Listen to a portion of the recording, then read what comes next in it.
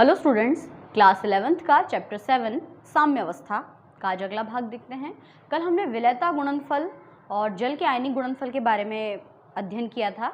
अब आज उसी से संबंधित हम एक अगला प्रश्न पढ़ने जा रहे हैं जो काफ़ी इम्पोर्टेंट है।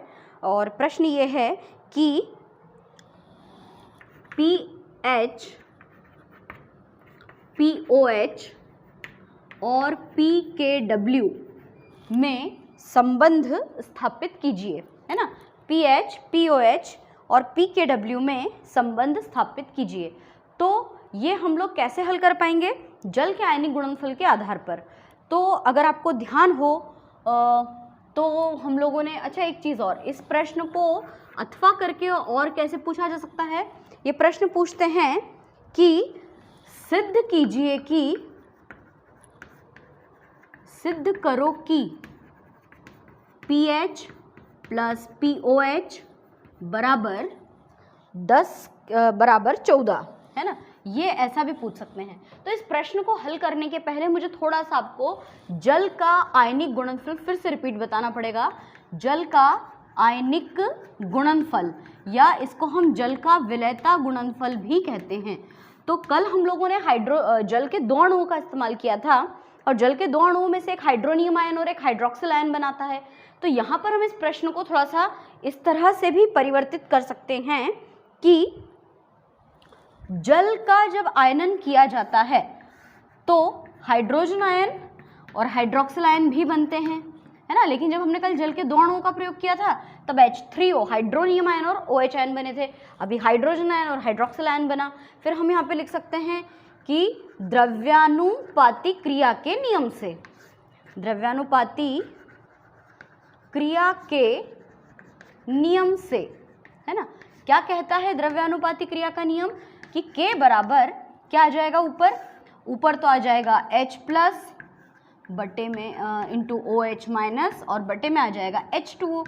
फिर H2O का गुणा K में किया जाएगा तो ये हो जाएगा K गुणित H2O बराबर H प्लस और OH माइनस।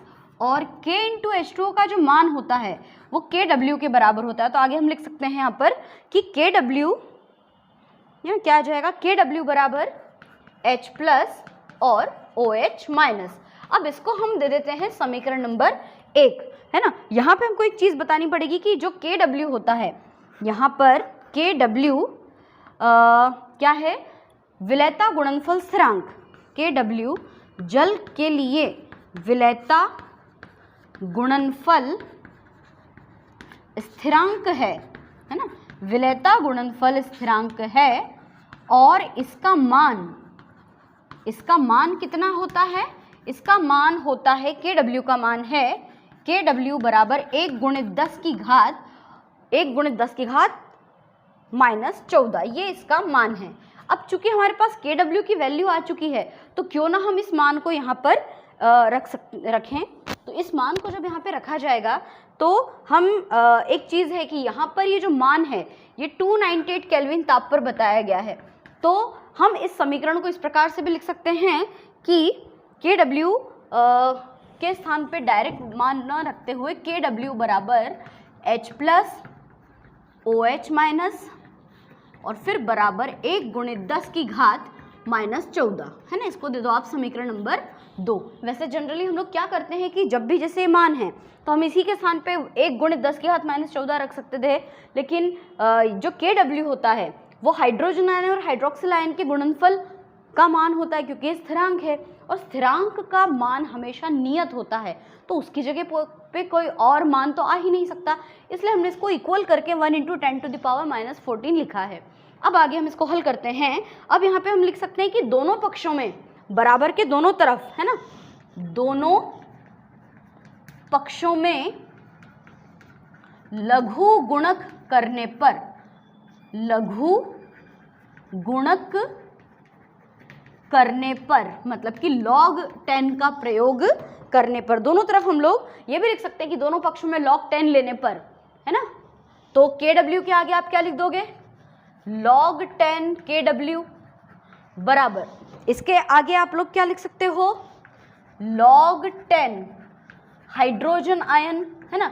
अब चूंकि हमको हाइड्रोजन आयन के आगे हाइड्रोक्सिल लिखना है तो यहाँ पे प्लस भी लगाएंगे हम। यहाँ पे लिखेंगे हम log 10 OH माइनस आयन, है ना। और इस 1 गुणित 10 की घात -14 इसके आगे अगर जब log लिया जाएगा, है ना, तो log जब भी लगाते हैं तो घात आगे की तरफ आ जाती है, तो -14 log 10 जो घात है वो आगे आ गई -14, है ना। और log 10 तो हम ले ही रहे हैं और ये जो 10 है ये बड़े आकार का हमने ले लिया, ठीक है। तो log 10 हो जाएगा और आगे हम लोग क्या करेंगे, इसको जब हल किया जाएगा तो यहाँ हम लिख सकते हैं कि log 10 का मान 1 होता है ना। ये हमको भी आगे इसको सॉल्व करना है।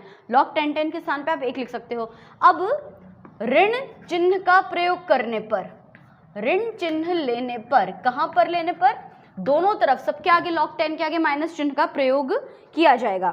तो यहाँ पर क्या हो जाएगा, ये यहाँ पे लिखेंगे हम माइनस log 10 KW बराबर, यहाँ पे आ जाएगा माइनस log 10 हाइड्रोजन आयन, फिर माइनस log 10 हाइड्रोक्सिल आयन और बराबर ये पूरी डिजिट तो 1 हो गई तो बचा -14, तो माइनस प्लस, यानी यहाँ पे क्या आ जाएगा, ये आ जाएगा आपका प्लस का 14, है ना। माइनस के स्थान पे क्या संख्या आ जाएगी, यहाँ पे +14।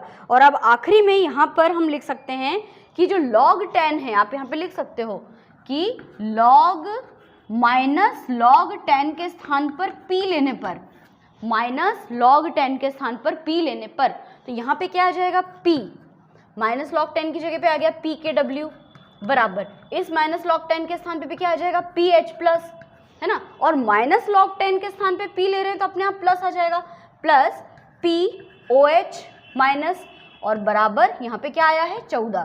तो ये आपका जो हमको सिद्ध करना था pH प्लस POH बराबर 14, है ना, ये वैल्यू आपकी आ गई।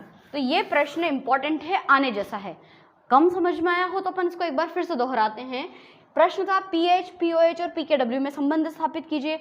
तो हम यहाँ पे बताते हैं कि जल का जो आयनिक गुणनफल होता है वो क्या होता है कि जल के अणु का आयनन किया जाता है तो हाइड्रोजन आयन और हाइड्रोक्सिल आयन देते हैं। द्रव्यानुपाती क्रिया का नियम हम लोगों ने पढ़ा हुआ है। तो द्रव्यानुपाती क्रिया का नियम कहता है कि उत्पाद बटे अभिकारक, अभिकारक का गुणा इसमें किया तो हम यहाँ साइड में लिख देते हैं कि K गुणित H2O की जो वैल्यू होती है वो KW के बराबर होती है। तो यहाँ पे इसके स्थान पे KW और ये सारी वैल्यूज आ गई। अब आगे हमने कहा कि भाई KW जो है वो जल के लिए विलेयता गुणनफल स्थिरांक है और उसका मान 1 गुणित 10 की घात -14 होता है। इसलिए समीकरण 1 में इसका मान रखने पर एग्जैक्टली इस जगह पे मान नहीं रखा जाएगा क्योंकि वो नियत अंक है, तो उसको हम इसके बराबर के रूप में लिखेंगे। तो आगे आ जाएगा KW बराबर H plus ion into OH minus ion और बराबर 1 गुणित 10 की घात -14। इसको दिया हमने समीकरण नंबर 2। अब दोनों पक्षों में log 10 लेने पर या लघु गुणक रखने पर तो क्या करा हमने, सबके आगे log 10 सब रख दिया, है ना। अब जब इसको हल किया तो log 10 का मान 1 होता है और अब इन सब के आगे माइनस चिन्ह का प्रयोग करेंगे तो -log 10 KW बराबर -log 10 H plus ion plus के स्थान पे फिर वही -log 10 OH माइनस आयन बराबर 14 हो गया क्योंकि माइनस माइनस प्लस, है ना। यहाँ पे -14 के आगे माइनस लिया तो वो प्लस का चिन्ह हो गया। अब यहाँ पे साइड में लिखा है कि -log 10 के स्थान पर p लेने पर, तो -log 10 के स्थान पे p, यहाँ पर भी p और माइनस हटा तो अपने आप प्लस आ गया और ये हो गया। तो ये इस तरह से हमने जल के आयनिक गुणनफल की मदद से pH, POH और pKW में संबंध स्थापित करके देखा। तो अब हमारा अगला प्रश्न है कि pH मान क्या है या pH पैमाना किसे कहते हैं। pH पैमाना जो होता है किसी भी विलयन की अम्लीयता या क्षारीयता का पता लगाने के लिए जो पैमाना तैयार किया जाता है उसको हम pH मान या pH स्केल कहते हैं। और इसके बारे में सबसे पहले किसने बताया था, तो सन 1909 में सोरेनसन नाम के वैज्ञानिक ने अम्ल और क्षार की पहचान करने के लिए एक स्केल के बारे में बताया, एक पैमाने के बारे में बताया जिसे pH पैमाना या pH स्केल कहा जाता है। अर्थ क्या होता है इस pH का, तो pH इस तरह से लिखा जाता है। तो यहाँ पर P का मतलब होता है पावर, है ना, यानी कि शक्ति, और H का मतलब क्या है यहाँ पे, हाइड्रोजन आयन, है ना, हाइड्रोजन आयन। तो इसका शाब्दिक अर्थ क्या हुआ कि हाइड्रोजन आयन की शक्ति। ठीक है, तो सोरेनसन ने हाइड्रोजन आयन की शक्ति को ज्ञात करने के लिए एक स्केल या पैमाना दिया जिसे हम पीएच पैमाना कहते हैं। परिभाषा पे हम बाद में जाएंगे, पहले जनरल बातें मैं आपको बता दूं कि जो पीएच पैमाना होता है एक प्रकार का ऐसा कागज़ की पट्टी होती है और इसमें 0 से लेकर तो 14 अंक होते हैं। कल की वीडियो में भी हमने कल बात की थी इसके बारे में थोड़ी बहुत। और इसमें आपको वैसे इस पट्टी के ऊपर कोई नंबर्स नहीं लिखे होते, वो कलर कॉम्बिनेशन से हमको पता चलता है पदार्थ किस तरह का होता है। तो यदि किसी विलयन का या किसी पदार्थ का पीएच मान करेक्ट 7 है तो हम कहते हैं कि वो विलयन उदासीन होगा। अगर 7 से अधिकता की ओर जाता है तो विलयन क्षारीय, और 7 से कम होने पर विलयन कैसा होता है, अम्लीय प्रकृति का माना जाता है। अच्छा, अगर हमको नंबर्स के स्थान पर अगर कलर कॉम्बिनेशन दिए जाएं तो 7 के पहले सारे वार्म कलर्स आते हैं। वार्म कलर्स मतलब कि गर्म रंग जो आँखों को चुभते हैं, लाल, पीला, नारंगी, इस तरह के रंग आते हैं, चटक रंग आते हैं। जबकि इधर जो होते हैं वो कूल कलर्स आते हैं। कूल मतलब कि ठंडे, जो आँखों को ठंडक देते हैं, जैसे हल्का हरा, गहरा हरा, हल्का नीला, गहरा नीला, बैंगनी और अंत में काला। तो इस प्रकार के कूल कलर्स जो होते हैं वो क्षार के होते हैं और वार्म कलर्स जो होते हैं वो अम्ल के होते हैं। तो ये तो एक सामान्य जानकारी हो गई। अब हम लोग आ जाते हैं इसके डेफिनेशन के ऊपर। तो क्या होता है पीएच मान? किसी विलयन का पीएच मान 10 की ऋणात्मक घात के उस संख्यात्मक मान के बराबर होती है जो उस विलयन के हाइड्रोजन आयन के सांद्रण को प्रकट करता है ना। किसी विलयन का अगर आपको पीएच मान निकालना है तो पीएच मान 10 की ऋणात्मक घात के उस संख्यात्मक मान के बराबर होती है जो उस विलयन के हाइड्रोजन आयन सांद्रण को प्रकट करता है। मतलब कि हाइड्रोजन आयन जो होता है वो क्या किस तरह से लिखा जाएगा, हाइड्रोजन आयन बराबर, इसको संख्यात्मक मान के रूप में लिखना है और 10 की घात माइनस पीएच।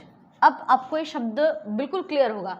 किसी विलयन का पीएच मान 10 की ऋणात्मक घात, 10 की ऋणात्मक घात, जो पीएच मान है वो 10 की ऋणात्मक घात के उस संख्यात्मक मान के बराबर होता है जो हाइड्रोजन आयन सांद्रण को प्रकट करता है। अब हम इसको थोड़ा सा हल करके देखें तो हम क्या करें, दोनों तरफ लघु गुणक करने पर दोनों तरफ लॉग ले लेते हैं। तो यहाँ पे हम लिखेंगे log 10 हाइड्रोजन आयन और इसी प्रकार से लिख देंगे log 10 की घात pH, है ना। इसको जब हम लोग हल करेंगे तो यहाँ लिखा जाएगा log 10 हाइड्रोजन आयन और चूंकि घात जो होती है उसको वो आगे आ जाती है तो बराबर माइनस pH, है ना। और यहाँ पे क्या आ जाएगा log 10। अभी हमने 2 मिनट पहले हल किया था कि log 10 का मान क्या होता है 1, है ना। तो 1 मान आ जाएगा तो तब क्या होगा, ये log 10 हाइड्रोजन आयन, है ना, और बराबर क्या आ जाएगा माइनस pH। पक्षांतर कर लेते हैं इसका हम, pH को इधर और इन सबको उधर ले जाते हैं तो माइनस का pH इधर आएगा तो प्लस का pH बराबर, ये संख्या उधर जाएगी तो माइनस की हो जाएगी, माइनस log 10 और उधर जाएगा तो ये बटे में आ जाएगा 1 बटे हाइड्रोजन आयन। हम इसको इस तरह से भी लिख सकते हैं, सीधे सीधे भी लिख सकते थे, है ना, डायरेक्ट हम इसको ऐसे भी लिख सकते थे। देखिए अगर आपको ऐसे ना लिखना हो तो हम इसका यूज़ ऐसे भी कर सकते हैं, है ना, या आप चाहो तो ब्रैकेट नहीं भी लगाओगे तो भी चलेगा। तो ये जो वैल्यू है, ये जो मान है, ये सूत्र है। जब हम लोग pH मान के सवाल हल करेंगे संख्यात्मक तो हमको इसकी बार बार आवश्यकता होगी। तो किसी विलयन का जो pH मान होता है वो 10 की ऋणात्मक घात के उस संख्यात्मक मान के बराबर होता है जो उस विलयन के हाइड्रोजन आयन के सांद्रण को प्रकट करता है। सोरेनसन ने बात बताई थी सन 1909 में, और पदार्थ की अम्लता और क्षारीयता की जांच करने के लिए हम इस pH मान की का हमको यूज़ करना होता है ना। अब ये तो बिल्कुल क्लियर हो गया। अब हम थोड़े से इससे रिलेटेड सवाल हल कर लेते हैं कि कैसे हम इसको सॉल्व करेंगे, है ना। तो छोटे छोटे हम लोग सवाल हल करते हैं। जैसे मान लीजिए कि प्रश्न आ जाए आपको कि N/100 NaOH विलयन का pH मान ज्ञात करो। विलयन का pH मान ज्ञात करो, है ना। अब देखिए बिना आंसर, बिना सॉल्व किए क्या हम अंदाज़ा नहीं लगा सकते कि NaOH क्या चीज़ है? क्षार, है ना, sodium hydroxide. OH minus ion देगा, और जो OH माइनस आयन देते हैं वो क्षारीय नेचर के होते हैं, तो मतलब इसका जो pH मान है वो 7 से अधिक आने वाला है। ठीक है, अब इसको हम लोग हल कैसे करें? तो सबसे पहले तो जो NaOH होता है वो आयन देता है ना, क्या आयन देगा ये? अपन लिखते हैं इसका हल, है ना। तो NaOH आयनन के पश्चात NaOH आयनन करेगा तो क्या देगा? सोडियम आयन और हाइड्रोक्सिल आयन। तो यहाँ पे हाइड्रोक्सिल आयन की सांद्रता कितनी बताई है? हाइड्रोक्सिल आयन की सांद्रता कितनी बताई है? 100, है ना। अब हम इस 100 को किस तरह से भी लिख सकते हैं? सांद्रता 100 को उल्टा लिख दो और एक के बाद दशमलव लगा दो, मोल। या हम इसको ऐसे भी लिख सकते हैं कि 10 की घात माइनस 2। 10 की घात माइनस 2 कैसे? 10, वैसे तो वो 100 था, और शून्य कितने हैं? शून्य कितने हैं? 2। अगर हम ऐसे इसको हल करते तो हम लिखते 10 की घात डायरेक्टली 2, लेकिन चूंकि वो नीचे से आएगा, इसको अपन ऐसे हल करेंगे, दशमलव हटाएंगे तो 1 आएगा, और 2 अंक है तो ये 2 अंक लिख दिए, और फिर क्या 2 शून्य आ गए, इसलिए 10 की घात माइनस 2। तो हम इसको इस तरह से भी लिख सकते हैं कि हाइड्रोक्सिल आयन की सांद्रता आ गई 10 की घात माइनस 2। अब जल के विलेयता गुणनफल से हमको इसके आंसर को स्टार्ट करना होगा। अभी हम लोगों ने हल किया था कि हम जानते हैं कि क्या, कि जो जल का विलेयता गुणनफल है, जल का विलेयता गुणनफल का मान कितना होता है? अभी हम लोगों ने हल किया था कि वो होता है H plus ion plus OH minus ion बराबर कितना आता है? वो H प्लस नहीं आता यहाँ पे ना, H plus ion hydroxyl ion, और वो वैल्यू आ जाती है 10 की घात माइनस 14, है ना। अभी हम लोगों ने हल करके देखा था 10 की घात माइनस 14, और फिर बाद में जब उसमें हमने माइनस लॉग 10 के स्थान पे P रखा था, तब जाकर वो 14 जो था वो माइनस का प्लस में हुआ था, लेकिन पहला मान तो माइनस 14 ही था। अब हम इसको हल करते हैं, है ना। कैसे हल करेंगे? देखिए, हाइड्रोजन आयन जो है वो यहाँ पे लिखा है, हाइड्रोक्सिल आयन की सांद्रता कितनी बताई गई है? 10 की घात माइनस 2, है ना। सामने क्या लिखा है? 10 की घात माइनस 14। इसको इधर लेकर आएंगे तो क्या आएगा? ये H प्लस बराबर ये 10 की घात माइनस 14, और ये इधर बटे में आएगा तो क्या आ जाएगा? 10 की घात माइनस 2। जब हम इसको हल करेंगे तो H प्लस के स्थान पे आ जाएगा 10 की घात 14 में से 2 गए, तो इसको अपन अगर ऊपर करके हल करें तो ऐसे भी कर सकते हैं, 14 प्लस 2, है ना, 10 की घात माइनस 14, माइनस का 2 ऊपर गया तो प्लस का 2 आ गया, और प्लस माइनस, क्योंकि बड़ी संख्या जो है वो माइनस की, इसलिए माइनस किया जाएगा। तो यहाँ पे क्या आ जाएगा? H प्लस बराबर 10 की घात माइनस कितना आ जाएगा? 12। ठीक है, तो ये तो हाइड्रोजन आयन का मान आया है 12। अब हमको इस सूत्र में मान रखना है ना। ये सूत्र क्या है? pH बराबर minus log 10 H plus ion. तो अब आप H प्लस के स्थान पे क्या लिख सकते हो? 10 की घात माइनस 12, है ना। तो अपन थोड़ा सा इसको हटा लेते हैं और इस सूत्र को यहीं रहने देते हैं, है ना। हमारा सूत्र क्या होगा? अब आगे हमको लिखना पड़ेगा कि हम जानते हैं कि pH बराबर क्या मान लिखा था? माइनस लॉग, pH बराबर माइनस लॉग 10 और हाइड्रोजन आयन। अब हाइड्रोजन आयन का मान कितना आ गया है? 10 की घात माइनस 12। तो इसको अपन हल करते हैं तो pH बराबर माइनस लॉग 10 और H प्लस के स्थान पे रख देंगे हम 10 की घात माइनस 12, है ना। ये मान इस तरह से हमने यहाँ पे रख दिया। अब इस 10 की घात माइनस 12, क्योंकि लॉग के इधर जब लिखेंगे तो माइनस का 12 आगे आ जाएगा, है ना। तो यहाँ पे क्या हो जाएगा? pH बराबर और माइनस का 12, है ना, फिर क्या है? माइनस लॉग 10, तो माइनस तो ऑलरेडी था ही सही, यहाँ माइनस लगा दो, और ये क्या आ गया? लॉग 10। और हम जानते ही हैं कि लॉग 10 और 10 का मान कितना होता है? 1। तो ये वैल्यू कितनी आ जाएगी? pH बराबर माइनस का 12 और इंटू 1, तो इस इंटू 1 की कोई वैल्यू ही नहीं है, इसलिए लास्ट में आ जाएगा pH बराबर प्लस का 12, है ना। तो ये जो pH मान आया है वो कितना आया है? वो मान आया है 12। इसका अर्थ ये हुआ कि जो आपका सोडियम हाइड्रोक्साइड है वो किस नेचर का होगा?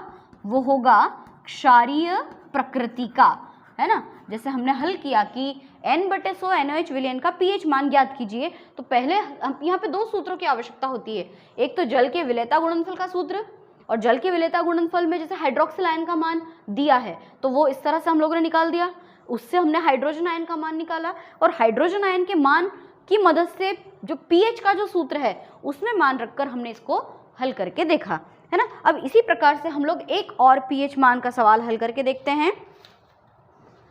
अगर मान लीजिए सवाल हम लोग हल करें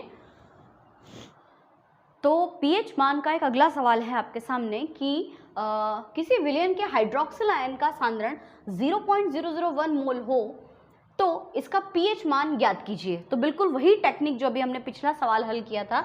सबसे पहले हम लोग क्या लिखेंगे, जल का विलेयता गुणनफल। अब आपके दिमाग में आ रहा होगा कि यार ये बार बार जल का विलेयता गुणनफल क्यों लेते हैं। इसलिए लिया जाता है क्योंकि जल में हाइड्रोजन आयन और हाइड्रोक्सिल आयन दोनों उपस्थित होते हैं। तो जल का विलेयता गुणनफल क्या था, hydrogen ion into hydroxyl ion बराबर 10 की घात -14, है ना, ये था। अब सबसे पहले तो हमको हाइड्रोक्सिल आयन का सांद्रण लिखना होगा, है ना। हम यहाँ पे लिखेंगे OH माइनस आयन का सांद्रण कितना दिया है, ये मान दिया है 0.001 मोल। तो इसको कैसे हल करना है मैंने आपको बताया था, उल्टा लिख दो इसको, 10030 है ना, ठीक है। अब हमने इसको इस तरह से लिख दिया, यानी 10 की घात -3 आ जाएगा यहाँ पर, 10 की घात, है ना। इसको देखो ऐसे प्रॉपर तरीका ये है हल करने का कि पॉइंट हटाया तो 1 आ गया, पॉइंट के बाद 3 चीज़ें हैं तो 1 2 3 संख्याएं लिख दी हमने, यानी जब ये ऊपर जाएगा तो 10 की घात ये ऊपर जाएगी तो -3 बन जाएगा, है ना। तो हम इसको ऐसे भी लिख सकते हैं कि 10 की घात -3। अब ठीक है, वैल्यू रख देते हैं अपन, सूत्र में मान रख देते हैं।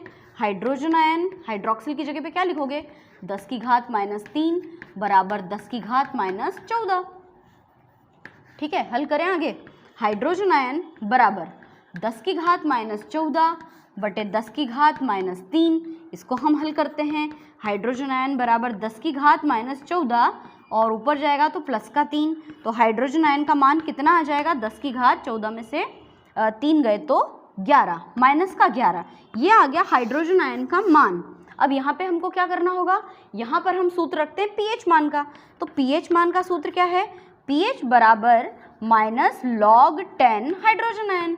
अब आपको हाइड्रोजन आयन का मान ये रहा, हाइड्रोजन आयन के स्थान पे आप रख सकते हो 10 की घात -11, तो हम इसको आगे लिखेंगे कि pH बराबर -log10 और 10 की घात -11, है ना।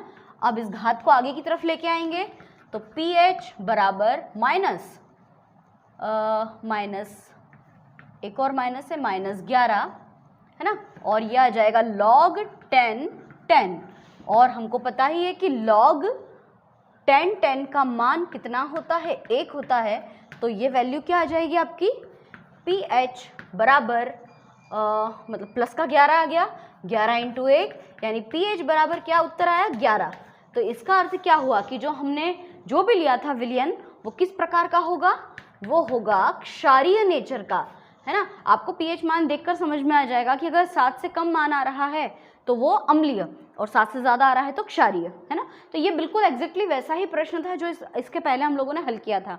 अच्छा, मान लो कि अब आपको एक और सवाल दिया जाए, है ना। वो सवाल है कि मैं डायरेक्ट दे देती हूँ कि किसी विलयन में OH माइनस आयन की सांद्रता 10 की घात -2 है, तो इसका आपको pH मान ज्ञात करना है ना। अब थोड़ा सा सरल कर दिया है, इस तरह से ना देकर ऐसा दिया है, ठीक है।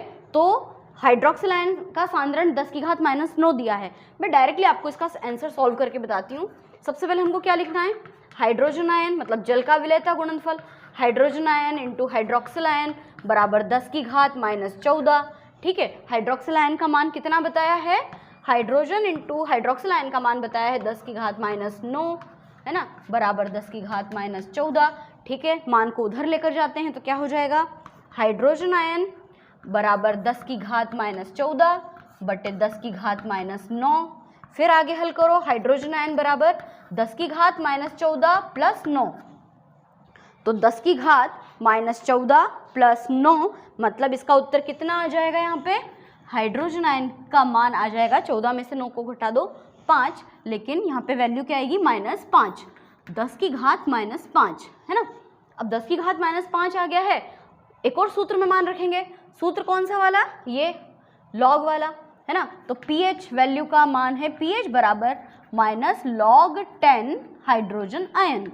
अब क्या करेंगे, pH बराबर माइनस log 10 की पावर -5, इसको आगे लेके आएंगे तो pH बराबर माइनस 5 और log 10 पता ही है कि log 10 का मान 1 होता है, इसलिए आ जाएगा pH बराबर प्लस का 5 गुणित 1, यानी pH बराबर कितना आ गया आपका 5।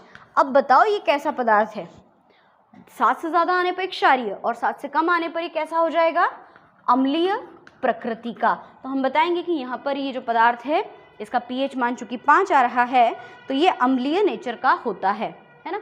तो इस तरह से pH मान के हमने 2-3 सवाल हल किए, आप चाहें तो इस तरह की और भी ज़्यादा प्रैक्टिस कर सकते हैं।